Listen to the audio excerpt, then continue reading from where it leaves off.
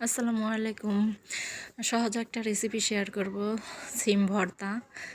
বাটা ঘষার ঝামেলা ছাড়া হাতে।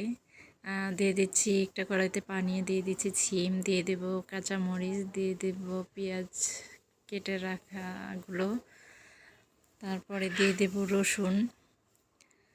এগুলো দিয়ে একটু নেড়েচেড়ে মিশিয়ে নেব। মিশিয়ে নেওয়ার পরে এ পর্যায়ে দিয়ে দেব একটু লবণ। লবণটা দেওয়ার পরে একটা ঢাকনার সাহায্যে ঢেকে দেব। 2 মিনিট পরে ঢাকনাটা তুলে নিচ্ছি।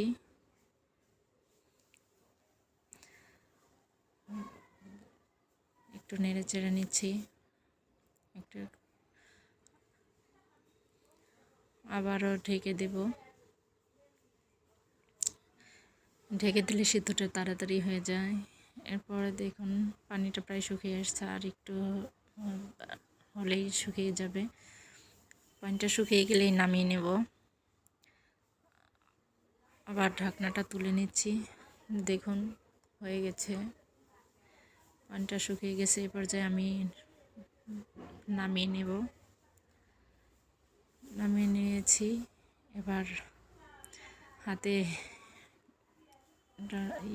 পালা হাতে ইয়ে করে নিচ্ছি, ভর্তাটা চটকে নিয়েছি। নিয়ে তারপরে একটু সরিষার তেল দিয়ে দিচ্ছি। আমার কাছে ভালো লেগেছে ভর্তাটা। আপনাদের কাছে কেমন লেগেছে সবাই বলবেন। আল্লাহ হাফেজ।